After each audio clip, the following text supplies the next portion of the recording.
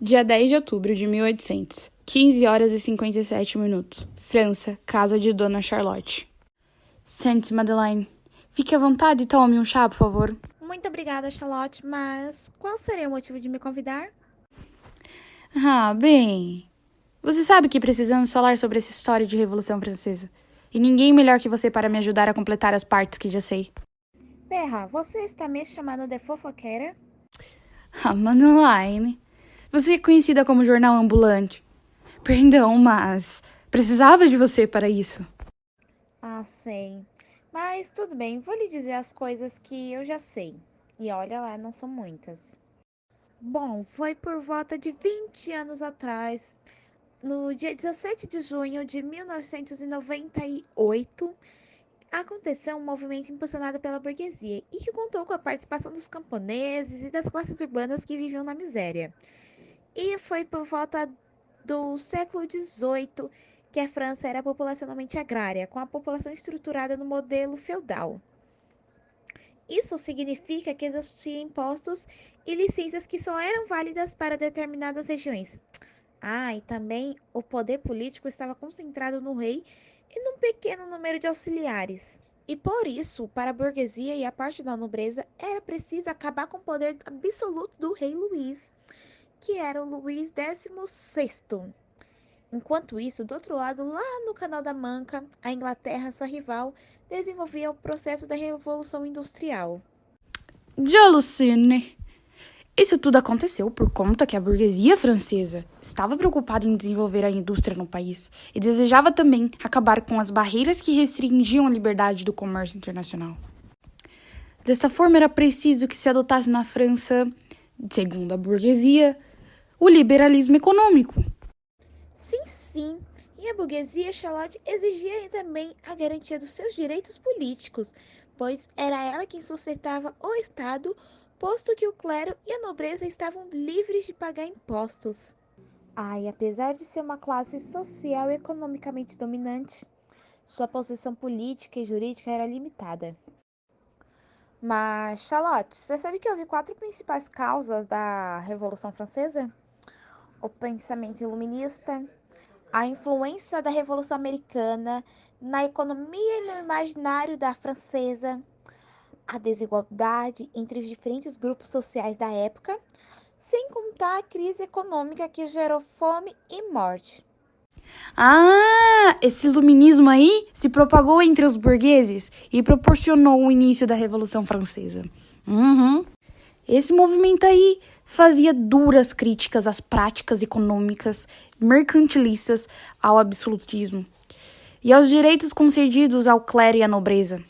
Ele defendia os valores do humanismo e da razão, colocando o ser humano em a busca pelo conhecimento científico como as fontes das quais deveriam exalar todo o poder e as decisões das sociedades. Foi o que eu fiquei sabendo. No iluminismo não tinha espaço não para monarca com poderes absolutos, nem para a crença religiosa, sendo usada como justificativa estrutural para o poder.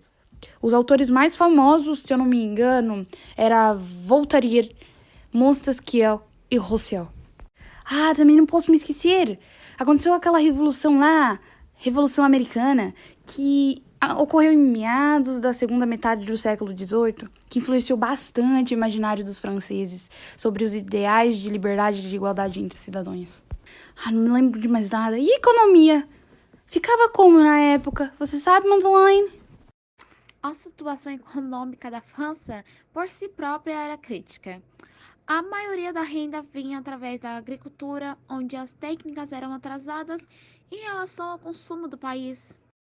Para um comerciante transportar sua mercadoria, era necessário passagem pelas barragens alfandegárias das propriedades feudais, resultando em pagamentos altíssimos de impostos, o que impedia do comerciante de vender livremente suas mercadorias.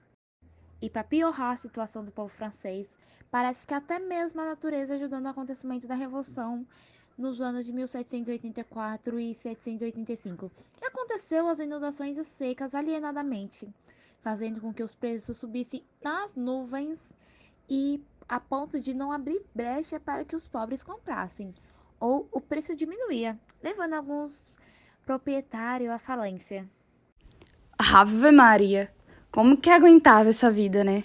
Pois é, e a situação da indústria francesa não era das melhores, porque parte dela ainda estava sob o sistema rural doméstico, e a corporação impediu o desenvolvimento de novas técnicas. Charlotte, e se não fosse o suficiente, o governo francês assinou o seguinte tratado com o governo inglês. Os franceses venderiam vinho para os ingleses e estes venderiam panos para os franceses, sem pagar impostos, o que levou a manufatura francesa a não suportarem a concorrência de tecidos ingleses, entrando numa greve crise. Hoje de manhã chegou o jornal da associação FF, Franceses Fofoqueiros. E olha o título: Conheça as fases da Revolução Francesa. Oh, sério? O meu ainda não chegou, lê aí pra nós. Ok. A Revolução Francesa está dividida em 3 fases, sendo ela monarquia constitucional, convenção nacional e diretório.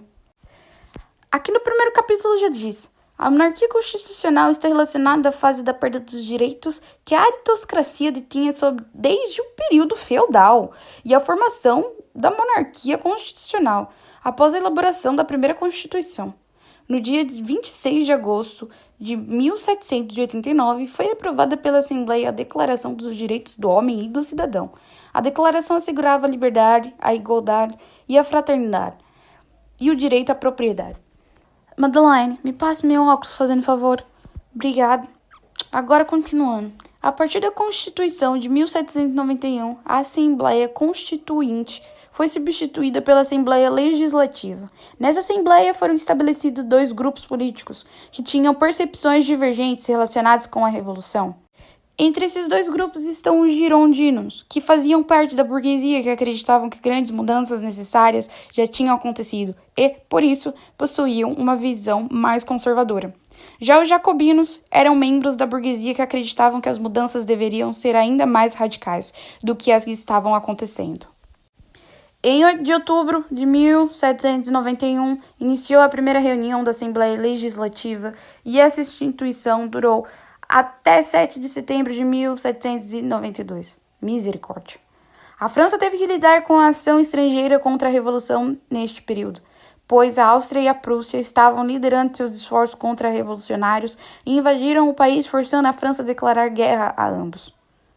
A guerra contra a França está relacionada pelo fato que o processo revolucionário francês era visto como ameaça pelas nações absolutistas da Europa.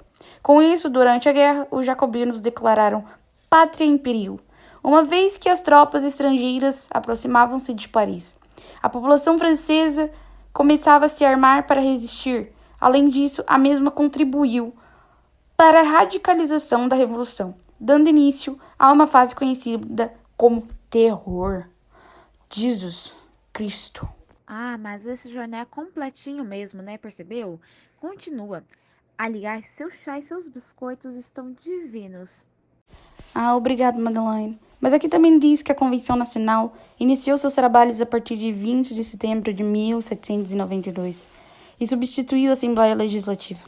Os participantes da Convenção Nacional foram eleitos através do sufrágio universal masculino e, a partir dela, a França se tornou uma república. Antes da posse da Convenção, o rei francês tinha sido capturado e feito prisioneiro. Então foi daí que surgiu o debate sobre a execução do rei. Meu Deus, Madeleine. O mesmo dividiu a Convenção entre os girondinos, defendendo que o rei fosse exilado, e os jacobinos, que defendiam o rei fosse executado. Misericórdia. Dessa forma, o destino do rei e de sua esposa foi decidido quando foram encontrados documentos que atestavam o envolvimento de Luís XVI com o rei áustrico. Assim, tendo como um resultado Luís XVI e Maria Antonieta sendo acusados de traição e guilhotinados em 1793. Meu Deus! A França ficou sob o controle dos jacobinos, que criaram o Comitê de Salvação Pública, que era uma instituição onde eles tomavam as decisões mais importantes da França. Assim foi que se iniciou uma perseguição a todos aqueles que, para os jacobinos, representavam uma ameaça à revolução. O período em que os jacobinos lideraram sob a liderança de Maximilien Robespierre estiveram à frente da revolução e ficou conhecido esse período como terror. já que a perseguição dos opositores por meio da lei dos suspeitos julgava e condenava aqueles que considerados traidores com a morte na guilhotina. Entretanto, mesmo com a radicalidade, os jacobinos conseguiram resolver os problemas existentes na França. Eles estabilizaram o valor da moeda francesa, houve o aumento do exército francês, derrotaram as tropas que haviam invadido a França e conseguiram estabilizar a situação e das rebeliões pelo país. A atuação radical dos jacobinos gerou uma reação dos grupos conservadores da França. Com isso, os girondinos articularam, com o apoio da alta burguesia da França, um golpe contra os jacobinos que ficou conhecido como Reação Termidoriana. A mesma aconteceu em 1794. Assim, com um golpe contra os jacobinos, as medidas tomadas por eles foram revertidas e a liderança jacobina, incluindo o líder Robespierre, foram submetidos à guilhotina. Meu Deus, Madeleine, meu Deus! E com a queda dos jacobinos, houve a subida ao poder da alta burguesia. O diretório, que foi a substituição da convenção em 1795, era composto por 5 membros e tinha 2 assembleias, sendo elas a dos anciões e das dos 500. Essa fase representou o fortalecimento da burguesia, o voto censitário e o fim das leis sociais do período anterior. A situação da França estava instável, fazendo com que a alta burguesia francesa visse no autoritarismo a esperança para que fosse possível melhorar e resolver a situação da França. Uma outra alternativa para resolver a economia e cessar as guerras era a ditadura militar. Mas surgiu a imagem de uma figura forte, autoritária, que foi considerada uma possibilidade de resolução dos problemas franceses, sendo o apoio de Napoleão Bonaparte, que foi general do exército francês que liderava as tropas francesas. Dessa forma, Napoleão organizou um golpe e acabou tomando o poder em um evento conhecido como Golpe do 18 de Brumário, que aconteceu em 1799. Ano passado, meu Deus do céu, Napoleão fez isso, misericórdia. Madeleine, aqui mostra-se as consequências disso tudo. Por isso que eu amo ter assinado o jornal dessa associação. Sério? Me vê aqui que eu leio agora. A Revolução Francesa e suas consequências. Teve seu término no ano de 1799 e, ao longo dos 10 anos de Revolução, foi inevitável que houvesse modificações na França e até mesmo ao redor do mundo. A França sofreu diversas mudanças no âmbito econômico, político e social, que tiveram os impactos a curto e longo prazo, dentre os quais se destacam o fim dos privilégios a determinadas classes sociais, ou seja, as vantagens e benefícios destinados somente à aristocracia. Não existiam mais letrinha miúda. Não existiam mais. Dessa forma, os camponeses estão livres da hierarquia social feudal, que era muito marcada pela desigualdade. Também houve o fim do feudalismo, que agora, sem suas limitações, era possível atividade comercial com maior dimensão e liberdade. Também o fortalecimento do capitalismo como consequência. Também houve a universalização dos direitos da liberdade individual, ou seja, houve a garantia da aplicação das ideias liberais e de liberdade individual, de acordo com o lema de que todos os homens são iguais perante a lei. Também a queda do absolutismo na Europa, ou seja, o poder já não estaria totalmente concentrado nas mãos de um indivíduo, o rei, é claro, o que auxiliou na popularização das repúblicas como forma de governo. A possibilidade também de condenar um rei e a separação dos poderes em legislativo, executivo e judiciário, originando uma nova constituição. Como eu amo estar sempre informada, isso é muito bom, não é? Não sabia que era tudo isso que tinha acontecido. Aliás, mudando de assunto sem querer cortar a nossa conversa, mas você ficou sabendo que a Gisele Pitt estava traindo Thomas com Leon Martin? Mentira! Pera um bocado que eu vou assar mais uns biscoitos. Você me conta direito isso, Madeleine.